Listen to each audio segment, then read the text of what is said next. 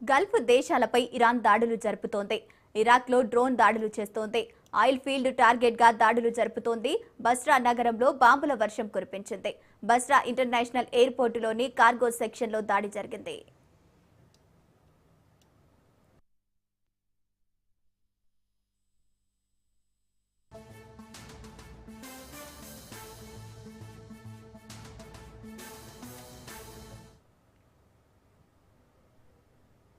పశ్చిమాసియాలో యుద్ధ సమీకరణాలు మారిపోతున్నాయి.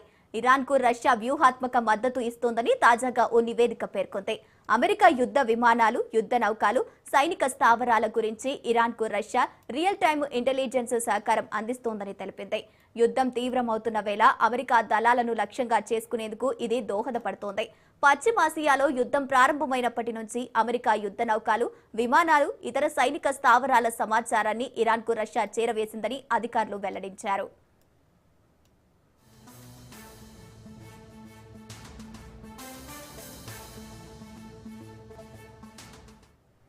యుద్ధం ప్రారంభంలోనే ఇరాన్ అమెరికా దళాలను కనిపెట్టే శక్తిని చాలా వరకు కోల్పోయింది. అయినా అగ్రరాజ్య సైనిక లక్ష్యాలపై దాడులు చేయగలుగుతోంది. యుద్ధం మొదలైనప్పటి నుంచి ఇప్పటి వరకు ఇరాన్ వేల సంఖ్యలో వన్ వే అటాక్ డ్రోన్లను, వందల క్షిపణులు అమెరికా సైనిక స్థావరాలు, రాయబార కార్యాలయాలు, ఇతర లక్ష్యాలపై ప్రయోగించింది. అమెరికా కమాండ్ అండ్ కంట్రోల్ వ్యవస్థలను దెబ్బతీస్తోంది.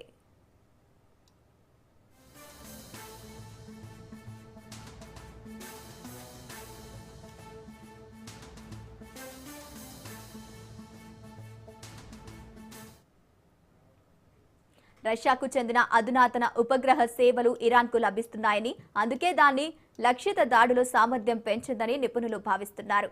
ఇరాన్ వద్ద పరిమిత సంఖ్యలోనే సైనిక ఉపగ్రహాలు ఉన్నాయి. అందువల్ల రష్యా అందించే శాటిలైట్ చిత్రాలు వారికి ఉపయోగపడుతున్నాయి. ఉక్రెయిన్తో యుద్ధం చేస్తున్న రష్యా తన నిఘా టార్గెట్ సామర్థ్యాలను బాగా మెరుగుపరుచుకుంది. దాని ఫలితంగా ఇప్పుడు ఇరాన్ తన సామర్థ్య గగనతల రక్షణ వ్యవస్థలను దాటుకుని దాడులు చేయగలుగుతోంది. ఇరాన్కు రష్యా సహకారం అందిస్తోందనే కథనాలపై స్పందించడానికి అమెరికా గూఢచార్య సంస్థ CIA రక్షణ శాఖ నిరాకరించింది.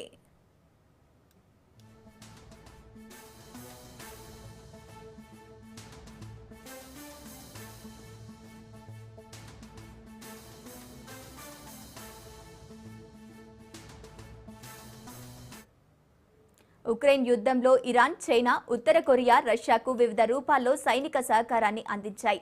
మరోవైపు అమెరికా నేరుగా ఉక్రెయిన్కు ఆయుధాలతో పాటు ఇంటెలిజెన్స్ సహకారం అందించింది. ఉక్రెయిన్ నగరాలపై దాడికి రష్యా ఉపయోగిస్తున్న డ్రోన్లను ఇరాన్ సరఫరా చేసింది. అందుకే రష్యా ఇప్పుడు ఇరాన్కు ఇంటెలిజెన్స్ సహకారం అందిస్తోంది.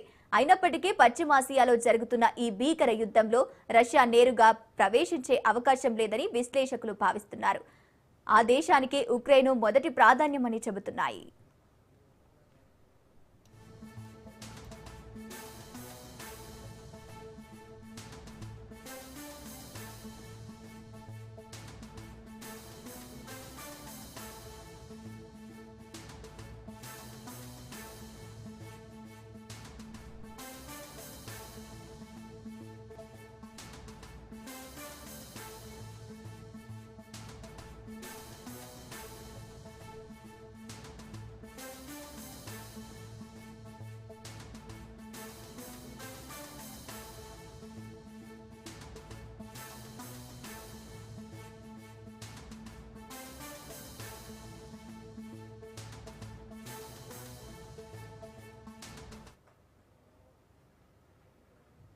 ఇవి ఇప్పటివరకున్న updates. Keep watching Raj news.